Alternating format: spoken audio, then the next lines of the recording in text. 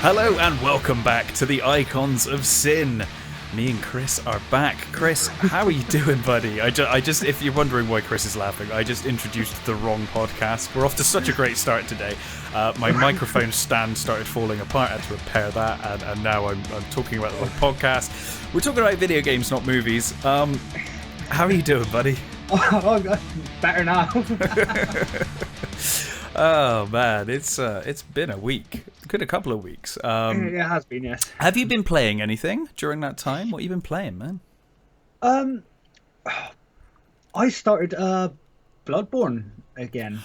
Oh, really? So you said before that Bloodborne you hadn't completed, hadn't you? So you were looking to get through Bloodborne.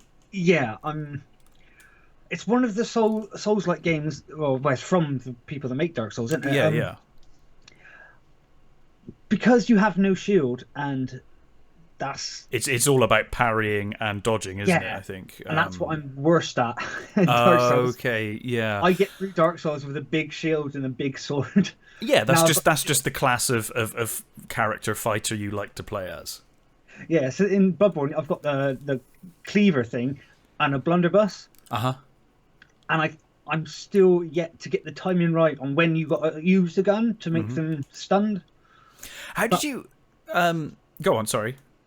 I was going to say, I've got further than I ever have in Bloodborne. I actually defeated the first boss this time. Oh, nice.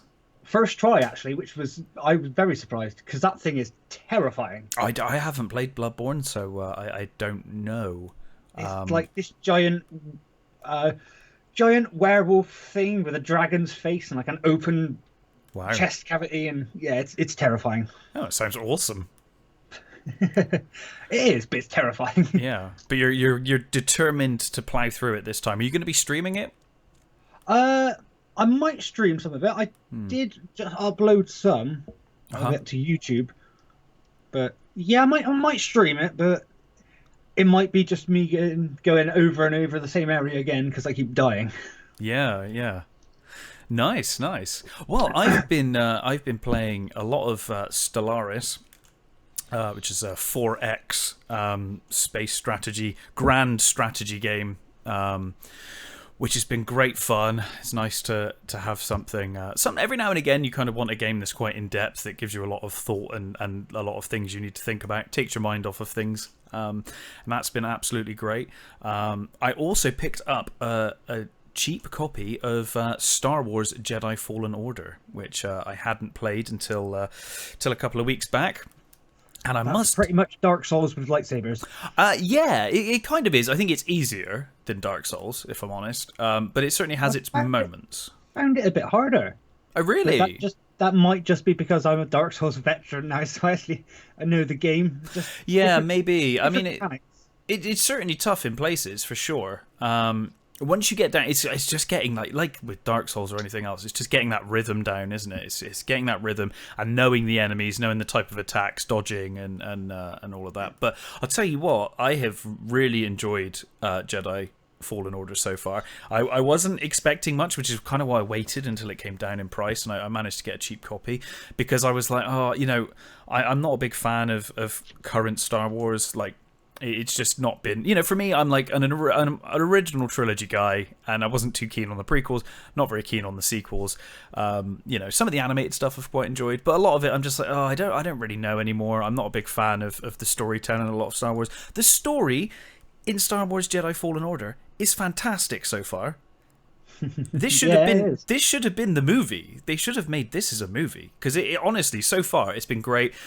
They've got really good actors, both voice and motion capture. It's great. It's really good fun. It's a bit janky in places. Amazing game. Yeah, really good fun. Which was surprising, because most of the Star Wars games since, like the Battlefield, all the EA ones have been awful. Shocking. Apparently, Squadrons is really good though. So I hear. But I haven't got around to that yet. My favourite Star Wars game was the Phantom Menace on PS1. That was amazing. Oh wow! Do you know I haven't played that since I played it on PS1. Or Star Wars Bounty Hunter. Jango Fett. That is a great game. I've got reasonably fond memories of that. For me, I think Dark Forces, the first Dark Forces, and then Jedi Outcast, and then probably TIE Fighter as well, and X-Wing. Which is why I'm quite excited for Squadrons, but I'm gonna wait until the price comes down on that and pick it up when it's cheap. And otherwise, I started yesterday, and I actually recorded it, so I might actually upload my first gameplay video to YouTube today. Ooh, I played Daggerfall. Someone has ported Daggerfall to Unity, and they've kind of brought it more in line with the in terms of gameplay wise, it's far more easier now than it used to be to play Daggerfall. Daggerfall's not the easiest game to play in modern days, but putting it into Unity, it's been absolutely great. I've really enjoyed it. So I recorded about an hour of that yesterday, so I might put that up today. I'm going to go look back through the footage and see how I feel. Awesome, man. But good times. Anyway, what are we here to talk about today, Chris? Gaming through the ages and what trends, fads they've kind of had. Yeah. This is an interesting one because you suggested this one the other week, and I thought, that's a great idea. And then I was like, well, you've got a couple of obvious ones, but the more you think about it, the more and more you kind of come up with as you go. There are quite a lot of fads. Where do you want to start? Because I've got kind of a list of different fads, so I'm happy to start. I also have a list. Mm-hmm. I would like to start in the 80s to the early 90s, where everything was about platformer games. Sure. I guess briefly in the 70s, everything was about shooting in space mostly. But yes, platforming. My goodness. We can go back to the 70s if you want. No. I started the 80s. That was just a kind of mental note that I'd made about the 70s. There was a lot of space stuff. If you played Atari, it was all space, which I love. I'm all about that. But there was a lot of that. So yeah, it's obviously platforming started with the likes of Donkey Kong and Mario Bros, those kind of single screen platform games. But when it really started to pick up, what really kicked off that 80s 90s boom of platformers was Super Mario Brothers on the NES, which was multi-screen. It scrolled across screens, and side-scrolling platforms then became the biggest thing in the world. Like every game suddenly was a platformer. And Mario, Sonic, Mega Man. DuckTales, Tom and Jerry, everything suddenly became. There was even an Alien from the Aliens film. There was an Alien platformer game. There was Alien 3. It's fantastic. It's one of my favorite Mega Drive games, actually. We also had obviously Commander Keen. John Carmack famously figured out a way to make side-scrolling work smoothly on PC, and we got Commander Keen. So the PC players also had their platform icon. And then obviously with Sega we had Sonic and Alex Kidd. Any real fond platform memories? Do you play many platform games? I actually play one that's come out recently, Shovel Knight. I love Shovel Knight. Shovel Knight is fantastic. It's such a good game. It's incredible. They've really, really got the retro feel in that. They've all the way down to like the 8-bit music. I love it. It's very Mega Man. It's very Mega Man in every way. But it's not. I find so many of these kind of 8-bit things really cynical and just kind of or just cashing in.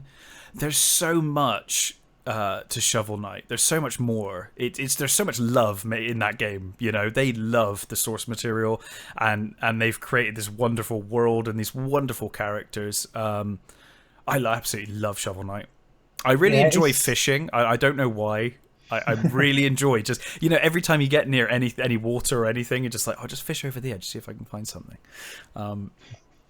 With the fishing rod you can pick up, it's great fun. But yeah, Shovel Knight is amazing.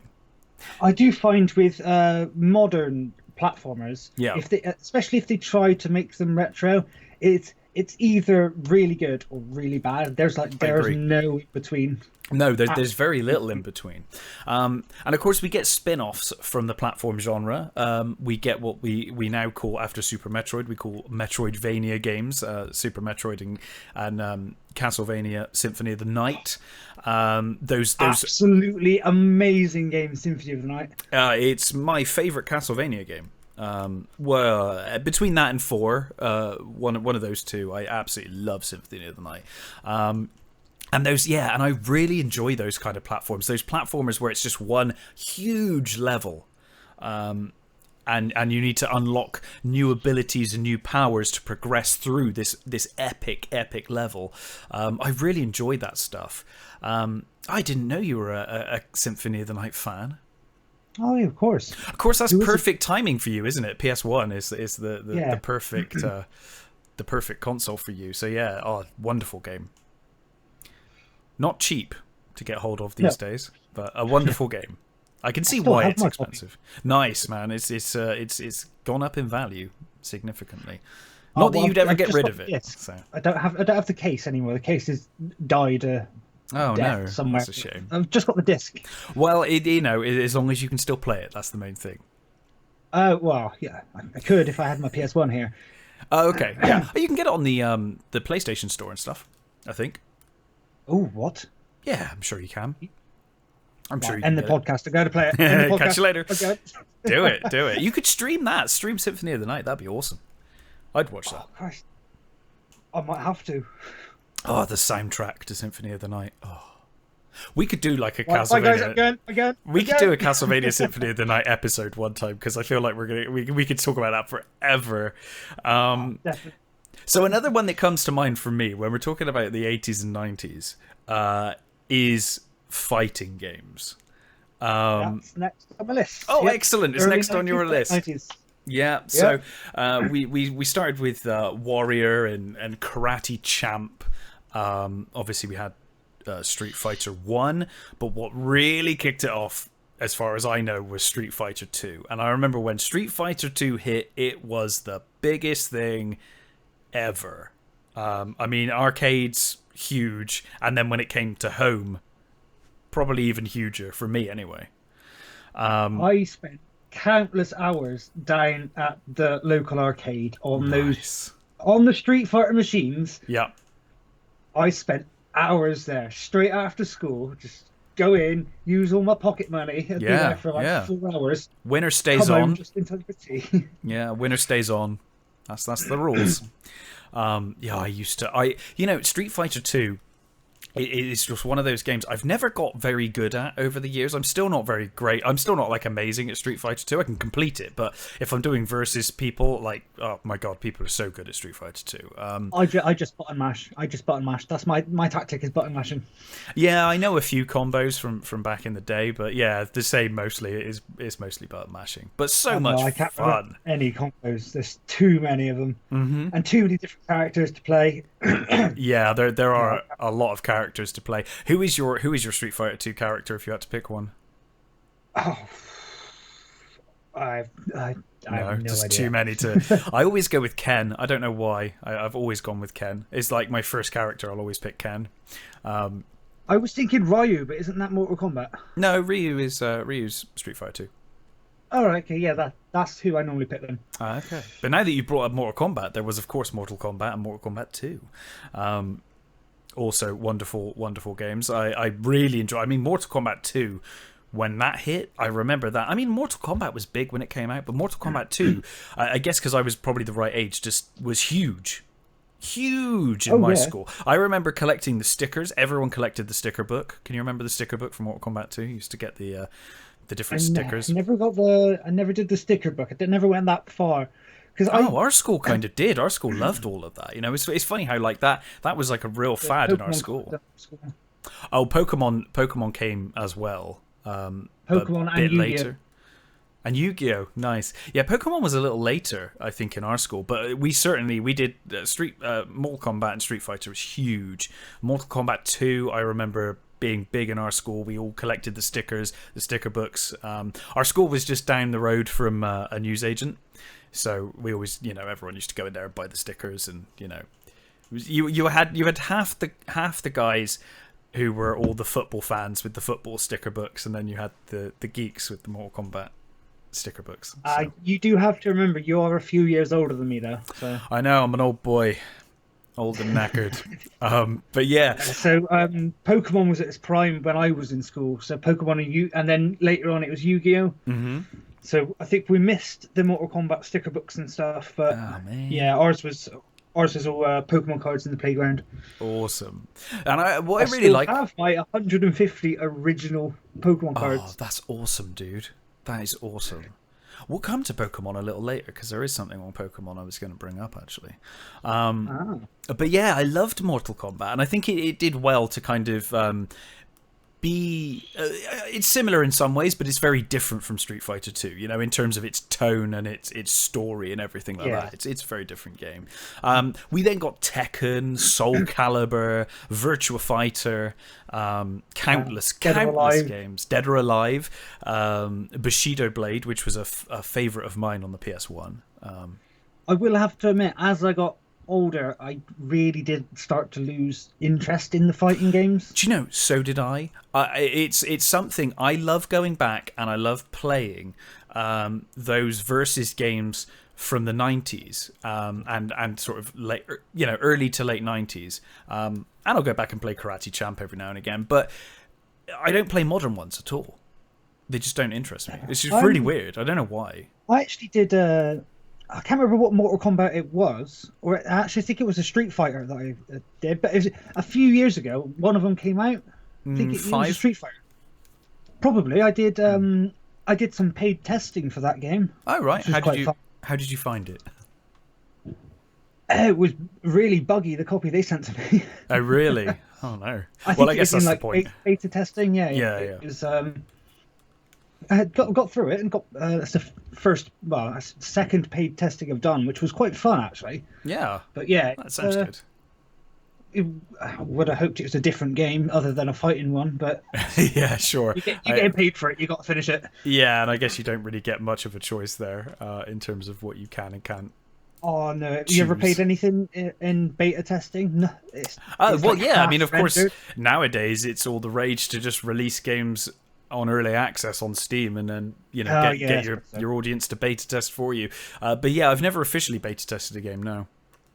No, this one it was like everything was half rendered. It was like the polished beta version, so it looked awful. Right. Okay. That almost sounds like an alpha. But yeah. Wow. Good stuff. Do you have any more thoughts on fighting games and that? That was huge in the 90s, like 92, 93 kind of time. It just blew up. Fighting games. They're still really good. Say if you have a couple of friends around, a few drinks, you got the console there. That's the perfect time to whack up a fighting game. It is, especially back in the day when you couldn't do internet multiplayer or not very well. That was the king of having your mates around and playing a game. Because you could have like 5-6 friends around and winner stays on and just have that tournament, What we used to do was the party game around my house was on the PS1. I think, was it Quake 1 or Quake 2? But we had the multi-adapters. You could put 4 controllers in. So was that for PlayStation with the multi-tap, was it? Yeah. I think it was Quake 2 on PS1. I don't think that Quake 1 came out on PS1. I've got very fond memories of Quake 1 multiplayer on PC. I mean, do you want to jump into FPS? I mean, there's a fad. That's probably one of the biggest. It's still going to this day. It is. I was actually my next note is the late 90s to early 2000s is Doom and Quake when they came on the scene. Okay, well let's go to those. So yeah, I mean, first person perspective obviously goes almost back to the start of video games in some ways. I mean, you had like a Calabeth by Richard Garriott, which was first person in places. You had Maze War, but then obviously when id created Wolfenstein, they did make a game before that, which I forget the name of. It was something to do with a tank. I can't remember now. But in any case, when they created Wolfenstein, that pretty much set the template and started Yeah. everything off in terms of the first-person shooter. And then, everyone thought Wolfenstein was big, but then Doom came along, and their follow-up with Doom was just the biggest thing ever. I still play Doom and Doom 2 particularly to this day. I played Doom 2 this week. In fact, whenever we do this show and we're talking about what games we've been playing, I've pretty much always been playing Doom 2. I just never mention it because I play it all the time. It's the game that if I've got my PC on and I'm doing any video editing, doing any podcasts or whatever, once I've finished or if I want a break, I will just chuck on Doom 2 and just play it level. I play it all the time. I've got the original Doom on the PlayStation 4. The remake that they put out. Oh, nice! It's still the original Doom. Mm-hmm.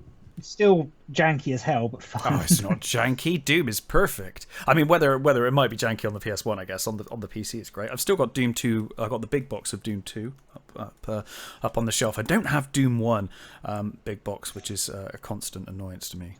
Because I had it. I didn't have, obviously not the original, because the original big box, the shareware box, is really expensive. And but I used to have Ultimate Doom, which is effectively Doom 1 with added bits. But I don't know where that box went. But I have got the box for Doom 2 here, and I still play Doom 2 all the time.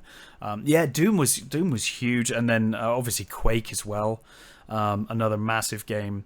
I always have such fond memories of multiplayer with Doom. The death matches in Doom and Quake were amazing. Yeah. So you used to play it. Quake.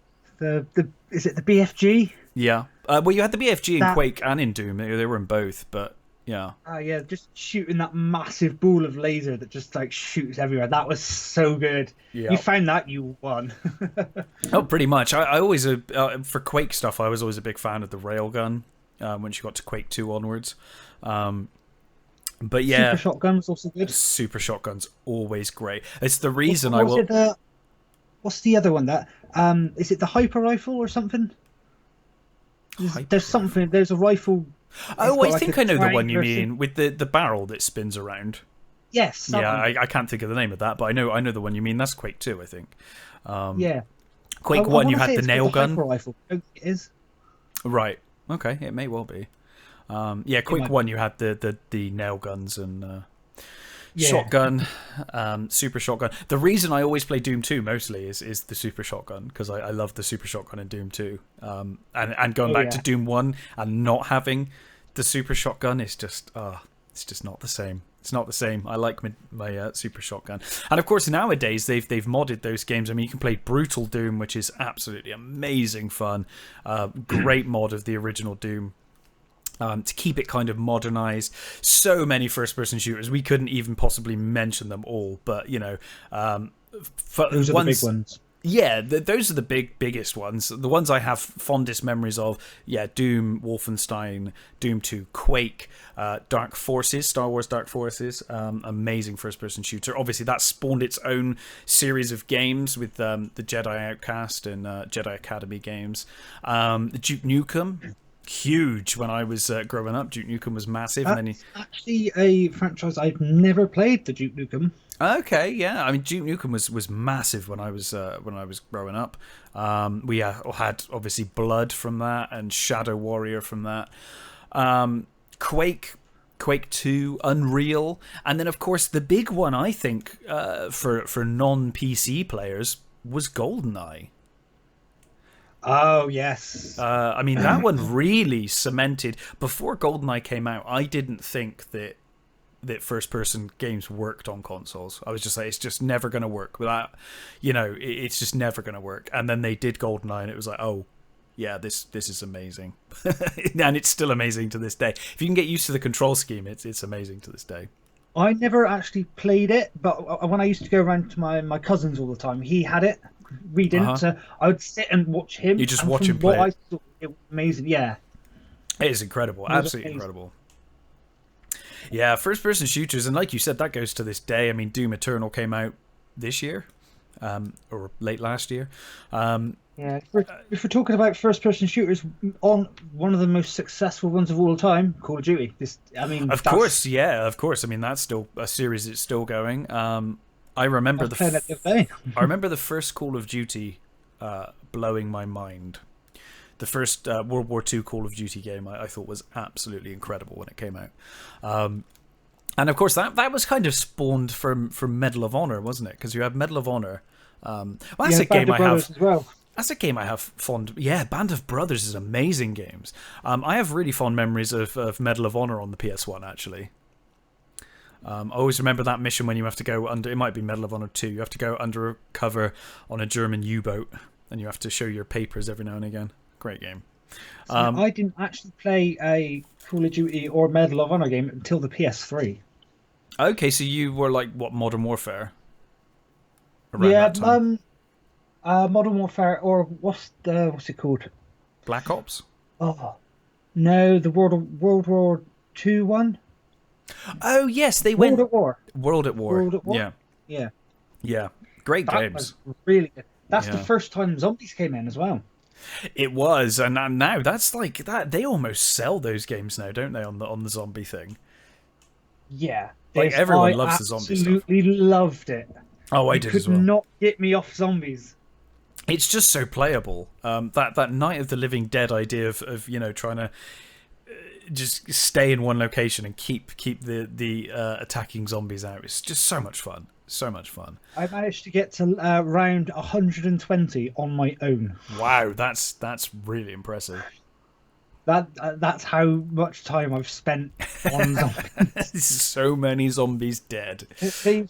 The maps they brought out for that, like Durs was my favourite one. Mm-hmm. I found in the more recent games, the zombie maps, they're trying to do too much and it's not as enjoyable. Mm-hmm. Because you have to do some like things, you have to like turn on things and do stuff to like progress further. I'm just like, I just want to try and survive. Yeah, you're trying to put too much in there. I know that's what they want you to have, more content, but they're putting too much. It's not enjoyable because you're like, oh, I've got to do this, I've got to do that, not just find a big gun and shoot the zombies. That's what I want. Yeah, I am a simple man. So am I. Yeah, I have very simple pleasures when it comes to video games, I must admit.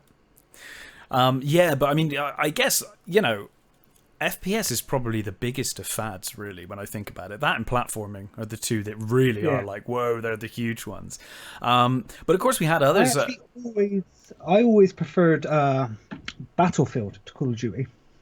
I love Battlefield as a concept. I love the vehicular combat side of things and that kind of mixed methods of combat. So you got your tanks and your planes, and then you've also got on foot and stuff. I love all of that stuff. It's the physics for the snipers in that is so good. Really fun.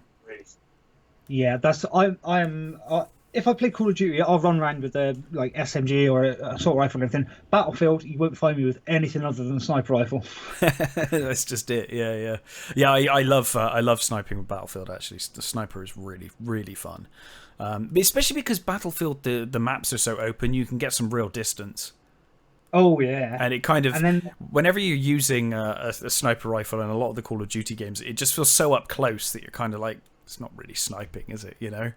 But when you've got those, you've actually got to put like the wind and the Coriolis effect. You've got to put that in order, so you could be aiming like 4 feet above someone's head to get a headshot. Yeah, great fun. Oh yeah. Me and John played time actually. Yeah, how is John? John came back last weekend, right? You caught up with John? Yeah, he came up. We had a good laugh. We went out with Chrissy's parents and just sort of caught up. We did play some and recorded some split screen Borderlands 3. Oh, nice! I haven't edited yet, but that will be on the page on Chong Games. Yeah. Nice. I'll give it a few days.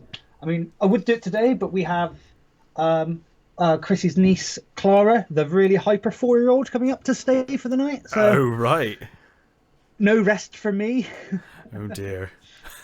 Yes, we've got hyper 4-year-old that likes running around the house. Yeah. Huh. That's crikey. Well, of course, it's not just FPS and platform, although those were the biggest, and obviously we've covered fighting as well. We do have other fads. We've got FMV games from the 90s. I don't know if you played any of those. Obviously starting with things like Dragon's Lair, but then becoming games like The Seventh Guest and Phantasmagoria, Voyeur, Night Trap. Those Star Trek games, I think they did like Klingon and Borg. Awful games generally, most of them. I've got fond memories of The Seventh Guest. I've got fond memories of some of them, but a lot of them not terribly good. But of course, a lot of these fads do lead into better things, and I think with FMV games, it gave us these dodgy FMV games, but then we got great things like Command and Conquer, and we got the Wing Commander series that all use FMV sequences, and so even when there's like a silly fad or a not great fad, it will eventually become something great, I think.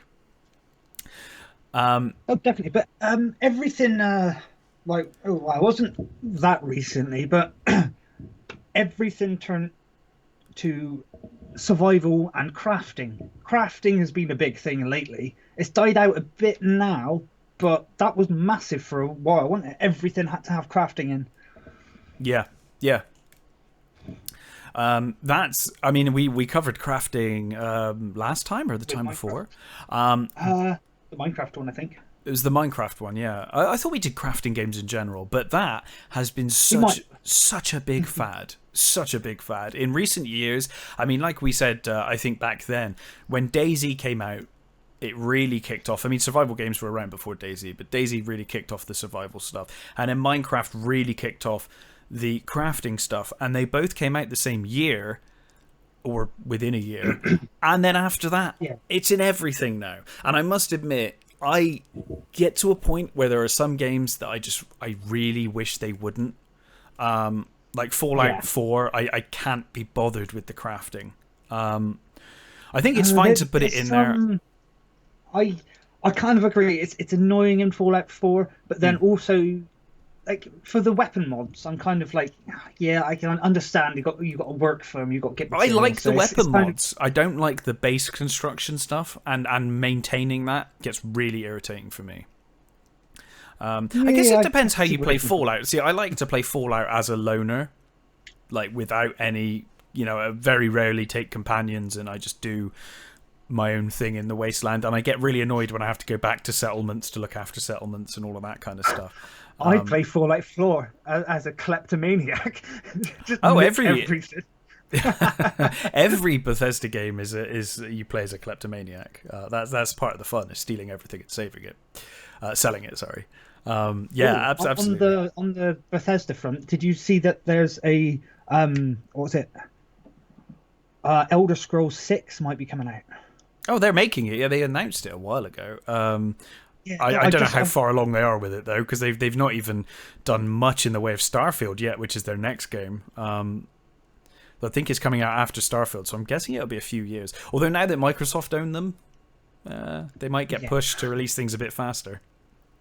Yeah, I recently saw an article about it, and I was like, ooh, a new Elder Scrolls game. Oh yeah, it's coming. I've been meaning to reinstall Elder Scrolls Online on my PS4. I was tempted to do Elder Scrolls Online, I must admit. I haven't played it in about a year or so, and there are so many updates that I would have, and it's such a big game. I would have to. I've got 2 external hard drives plugged in at the moment to my PS4, and they're full, and I'd have to get rid of probably about like 20 games just to install ESO. I can't be asked to do that. That's the thing, isn't it? It does become a bit of a hassle just to go jump through all the hoops to play a game. But yeah, it's funny, isn't it? Like going back to crafting and survival, how big a thing that's been, and it doesn't show any sign of going away. No, it's kind of. I feel like eventually it'll just become a mechanic. Down.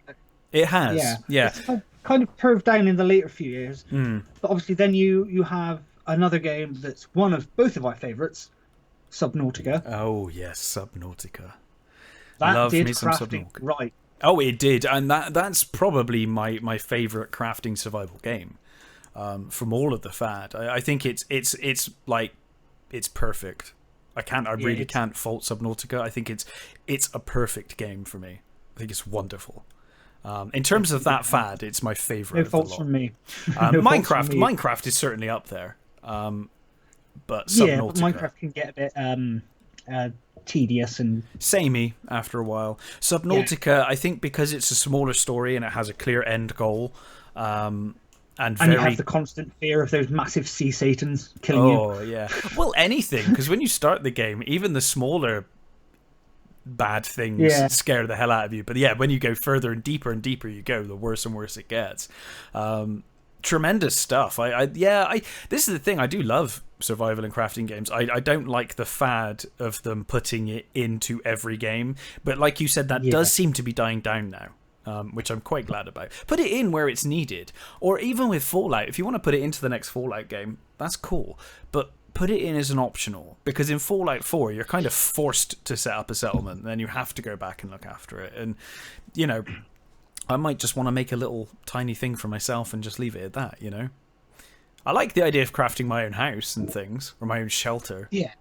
If you could like make your own house anywhere, just out in the wilderness, and then have that as a point to go back to and store stuff, that'd be cool. Yeah, that would be awesome. Because that'd be proper wasteland kind of aesthetic, wouldn't it? You find somewhere secluded, you get materials, you build a house, and obviously put some defenses up, build a bed and some cupboards and stuff to keep your stuff. That's like proper going out surviving. Or even like barricading up an existing structure somewhere, you know, like if you're in the capital wastelands of Fallout 3, you know, just finding a building and boarding it up, and you know, either building a shelter from scratch or boarding it up. And then, you know, maybe bring your companions in there, but I don't want to have to look after everyone. I don't want to have to look after a settlement of people. Like, that's not what I'm playing Fallout for, personally, but some people do, I guess. But yeah, you're right. The crafting survival games, huge fad. Real-time strategy is another one on my list. With, you know, there hasn't really been many of them for a while. But it was a massive fad in the 90s. It was, definitely, yeah. It was huge with like Zed, Warcraft, Command and Conquer, Total Annihilation, Age of Empires, which we've done an entire show on Age of Empires. It was huge for a while, and now it's still there. There are still strategy games coming out all the time, but just not as many as there used to be. That heyday was very much in the 90s, and since then it's died right down. At the moment, to this date, we have one of my most hated fads, battle royales. Oh man, I agree. I really don't like them. Nor do I. I don't see the. I think I played. Is it H1Z1? Was that one of the first ones? I played one of the first battle royale games. I played it for about an hour, and I was like, yeah, it's all right. I'm not a big fan of this. And they haven't really changed since.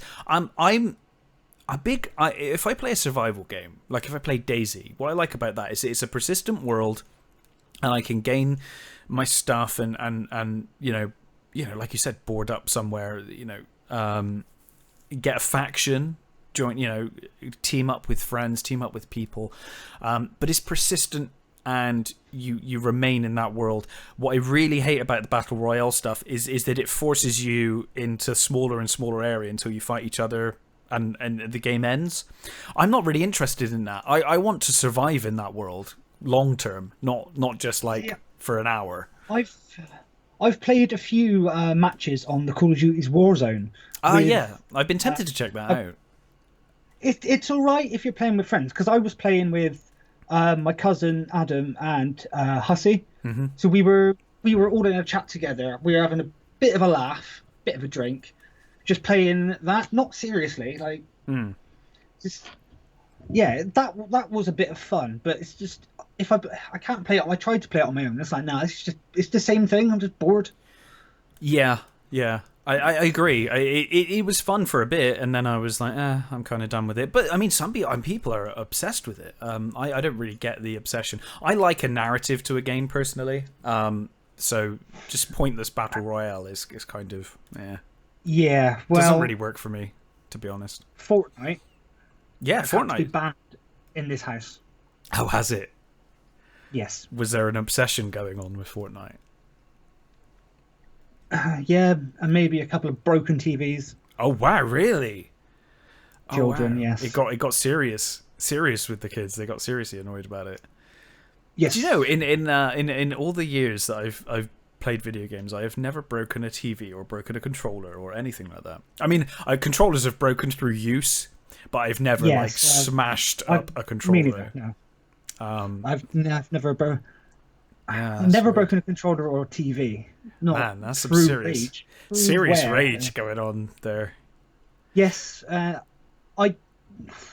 It's all they talk about, and I'm just like, no. I honestly think Fortnite is one of the worst things to ever happen to gaming. Wow, I that's a strong opinion. despise. Yes, yes. I Yeah, don't like it at all. I've not played a single game of Fortnite. So I can't really comment. I've seen videos of it, and yeah, it's not for me. I don't think that's kind of the key thing. If anything, the other one, PUBG, that one looks more like something I'd play. But even then, it's like I said, I'm not a fan of that kind of survival. I like the long-term survival. My favorite thing to do in DayZ is to get the equipment I need, scavenge the equipment I need from a city, and then just live out in the wilderness. That's how I like to play those games, and you can't do that in those games because you'll just get forced into fighting from an ever decreasing circle, of playable area. I did try to play PUBG once, but as a new person who had never played it before, I went in, shot, and no, they wiped the floor with me. There's no entry for new players. It's all it could do with better tiering, couldn't it? There's no real sort of tiers of, because like a lot of games will matchmake and they'll pick your relevant your relative skill and match you with people of relative skill. It doesn't seem to do that, does it, with these games? What I miss, what Call of Duty used to do in some of the early games, when you went online, there was an option to go into like boot camp, which you were playing with until you get to like a certain level. You could play in boot camp, which was everyone else at the same level. Like I think it got up to like level 15 or something. But yeah, it was just all like the new people, so you could get used to playing with other new people and before you went in. See, that makes much more sense to me. Yeah, it was good. It was a good concept. They stopped doing it for some reason. I think because they realized everyone's been playing Call of Duty multiplayer for like 12 billion years now. Yeah, I guess so. Yeah. Interesting. That's I agree. I think of all the fads listed on here, it's probably my least favorite one is the Battle Royale. Yeah. A huge fad that we haven't mentioned actually is motion games. Going back to the Nintendo Power Glove, and then obviously the Wii, which really kicked things off, and then obviously the PS3 came out with PS3 Move or whatever it is, PS Move, and the Xbox 360 had their piece of shit motion thing, Kinect, yeah. which was Kinect had such promise, but it failed spectacularly on that promise. I heard that in your voice before you even said it. It was like, the Kinect. I was like, this is awful. That failed. Like every Kinect game is just rubbish. And the most heartbreaking thing about it, I guess it just wasn't financially viable. But I remember an interview, I think with Peter Molyneux. He was talking about Fable: The Journey, which is an awful Fable game using Kinect, and he said that he saw the prototype of Kinect, which was amazing, and he said it literally was perfect at detecting where you were. You could do tiny little gestures and it would pick up on absolutely everything. But I think they dropped it because of the cost, because he basically said it was like a whole nother, almost like when we get onto VR, it's like you have to buy something that's almost as expensive as the console you got to make it work. And I guess at the time they decided against it. I was really not a fan of Kinect. I like some motion games. Like I really like the Wii stuff. I really enjoyed bowling and things like that. Party games is great for. But yeah, the a lot of the motion stuff got really annoying to me in the end. I quite like Beat Saber. Yeah, see, That's now fun. games like that are perfect, and that actually brings us nicely onto VR. VR in augmented reality, which is a current fad.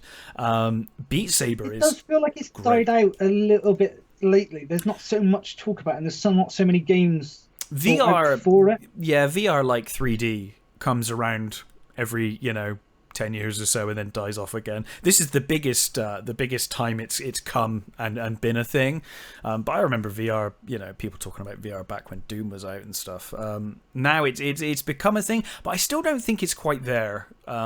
Personally, for me, Depends on the game. Like for say like Beat Saber, then yeah, it's perfect because it's fun, enjoyable. You can do it to music, but like Beat Saber is exactly. some of the shooter games, when just trying to reload sometimes it's a pain in the arse. It's just you can't do it. Your hand looks weird. Like your hand could be like swung all the way back, and you're holding something with your like the back of your hand. It's like, Yeah, no, this needs work. I think as well, and I could be wrong. Because I haven't played much VR, but it strikes me that things like Beat Saber, 100%. I think Beat Saber is probably one of the best games for VR. I think it's tremendous. I like some of the horror stuff they've done; it's quite fun, and I can see applications for VR for sure.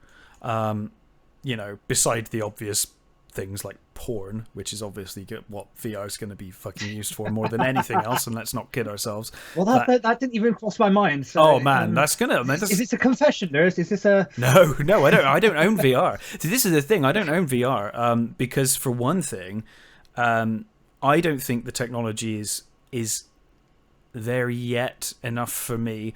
I don't want to have to wear a fucking headset. A huge headset, and I don't want to be closed off from the world. I'm not a big fan of that. So no, it's not a confession from me, but it's an obvious application. But also, I think visiting places, and I think for people that have still got their eyesight in old age that may not be able to go places. It's tremendous for that, to give them an experience of being in this museum or being in this desert or being here or being there. I think all of that's great. But yeah, for me, it's a really nice application for VR that I hadn't thought about. There you go. There's really one awful application and one really nice application. Porn, and then helping. You've redeemed yourself, Chris. You've redeemed yourself. Yeah. So it's become a big thing, but you're right, it feels like it's dying down. The thing I don't get, and like I said, I could be wrong, is that I understand Beat Saber and I understand a lot of these games, but I can't get past, in terms of depth perception and the way your mind works with your eye, I just imagine, can you really, I mean, like Fallout 4 is in VR, and could you really play like 20 hours in, or like, even like 7 hours in VR? A day's worth of Fallout 4 in VR, and not have your head kind of screwed up from that? Because it strikes me that it might. Those things they have at sometimes at conventions. It's kind of like that treadmill that you could walk on. Oh yeah, but like you can go in any direction. Yeah, like Ready Player One style things. Yeah, if I had one of them, and if it was a good like everything on max quality. Maybe, because then I could feel like I was actually in the world, like walking. If I just had and also you could get some exercise from that. See, that's when it becomes way more interesting. You're actually people are exercising while they're playing. That's cool. That's a really cool idea. There's one game I've played with VR where I've been sat down with not with the controller, but with I could play it sat down. I think it was called Blood Rush or something. Right. It's like you're on like a roller coaster. And you, as you're going along, it's a carnival game pretty much. You just like you got each like hand controller. You got to shoot zombies and stuff that come up. That's a really good game for VR because you can play it sitting down and like things are jumping out at you, but you're on like obviously you're on a roller coaster, so it's like linear. So it's pretty much like one of those carnival shooter games, but you're moving and stuff's coming at you. That's a really good game. I probably haven't sold it, but it's a very good game. It sounds fun. Yeah, sounds good. Yeah, man. Are there any other fads you can think of off the top of your head? I'm out of notes. You're out of notes. I think so too. I mean, we do have things like obviously RPGs were like a big fad. In they're kind of ongoing, though, aren't they? Now? They are on. A lot of these are ongoing. I mean, in terms of fads that have survived, strategy games still going. Actually, well, to be fair, I think all of them are ongoing. They are. Like, I was just thinking that. I literally. Shovel Knight, that's new come out. There's still new fighting games. There's still FMV games coming out. Yeah. Yeah, FMV games are still around. They're all still around. You're right. Maybe not as big as they were when they first came out with a bang, but they're kind of all still there. The ones that are still around just as big as they always were are probably just FPS and platform. I think those are still. That's always going to be around, isn't it? Mm. What about there's one, not VR but augmented reality. Pokemon Go. That died out. But how big was Pokemon Go when it was around? I mean, you're a Pokemon fan. I'm guessing you were out playing that, right? I still have it on my phone. So does my fiance. She still has it on her phone. She was heartbroken because she was like, two of what's the original one? That's Kanto, isn't it? Kanto and Johto. I've got every single Pokemon. Wow. Yeah, Paula was they brought out the new one, which I haven't got yet. I haven't got many of. I still have some. Right. Paula said she was about like 2 or 3 away from collecting all of the original 150 odd, however many there are. I've already done that. But this was back in the day, so she was like a few away, and then she stopped playing for like a couple of months, came back to it, and then they'd added all the new ones, and she just was like, "Oh, I can't now. Like, I just can't. I was so close to getting them all, and now they've just added so many more." But I got to the point where I had to actually pay money to upgrade my Pokemon storage because I just had too many. Wow, that's some hardcore stuff. Did you do the gyms? Were you doing the gyms? Yeah. Oh yeah, me and my mate Oz used to go out all the time, and because we were on the same Team Valor, the red one. Mm-hmm. I think I was holding about 40 gyms at one point at the same time. Wow. Yes. Yeah. I had no life. I was very bored. Yeah. Well, I mean, it got people out though, didn't it? It got kids out, actually, doing stuff, exercising and things. It's funny because like back in the day, I remember we used to. I'll tell you where most of the gyms were. They were gyms I could access when I was sitting in the pub. Yeah, well, they did though. I mean, a lot of them did. They post like Pokestops at like really set like good locations. It'd be like outside of outside of a really nice pub or wherever. There was always a Pokestop at a pub. Well, back when I was living in Bristol, I could, if I loaded up Pokemon Go, there was a Pokestop and a gym, and I didn't have to leave my bedroom. Nice. So that gym was mine for about like a good year. Do you know go on every day? Oh, someone's taken it over. I've taken it back. Do you know it's been really weird though that like Pokemon Go was so big, and then everyone tried to do it, but it just didn't go anywhere, did it? It's like Pokemon Go was the only one that really hit because they tried to do a Harry Potter one, and I know there was a game before Pokemon Go that was the same game basically, but it didn't have Pokemon attached to it. So yeah, I was gonna say even the Harry Potter one. Harry Potter is big. It's still not as big as Pokemon, is it? No. Well, and also, what are you collecting and doing with Harry Potter? With Pokemon, it's the same as playing the games, which I love. I loved the Pokemon RPGs on the Game Boy and onwards. And it's the same as those. It's collecting all of the Pokemon. It's such a genius idea. Did you have the Pokeball for Pokemon Go? You could get that Pokeball that you could actually throw or whatever. I saw people walking around with those. But yeah, man, I remember the days. I was saying, me and my fiance were talking about this the other day. Funny enough, when I mentioned we were going to do gaming fads, she brought up Pokemon Go, and I was like, "That's a really good point." Pokemon Go was massive for like a couple of years. She said like I always remember like getting texts, and I said I remember because I remember like them posting on Facebook. They'd be like, "There's like a Mewtwo in Castle Park right now." There's like loads, and like people would just flock, man. People would flock, people sneaking out of their workplace to go and catch a Mewtwo. I made up an excuse to leave one of the building sites I was on just to go and do a Mewtwo raid. Amazing. Were you successful? Oh yeah, I've got about 4 of them now. Nice. So you're still a Pokemon Go player? Yeah, I'm actually just loading it up to see what I've got. Nice. But in up where I live, there is one Pokestop in the entire town and no gyms. Wow. Yeah, out in the sticks. Nice. I loaded it up, and now all the eggs are hatching. Of course.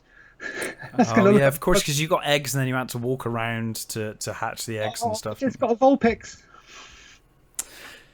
So you're still very much in this fad. Yeah. This is still very much an ongoing fad for you. Maybe not even a fad now. I guess it's been going long enough. It happens in I'll play it for a while, and then I won't play it for months. And I'll play it for a while, and then I won't play it for a few months. Yeah.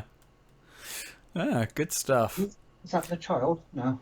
Well, have you got any more thoughts on on gaming trends and gaming fads before we head on?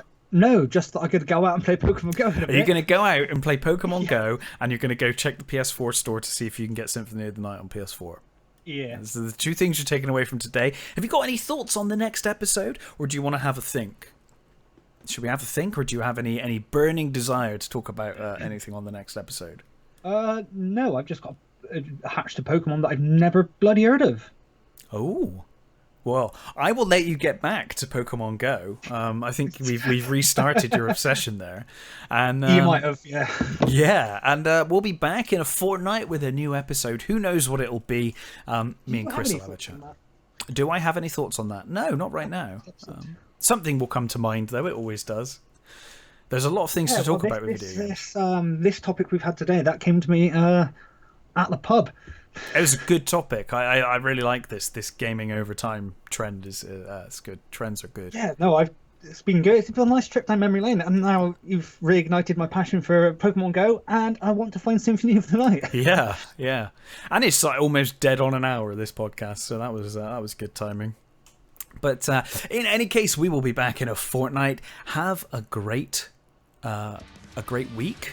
I just remember what day this came out on. I was like, have a great weekend, and I remembered this comes out on a Sunday, so you would have already had a great weekend, hopefully. Have a great week, stay safe, and we'll be back with a new episode in 2 weeks. See you later. Catch you next time.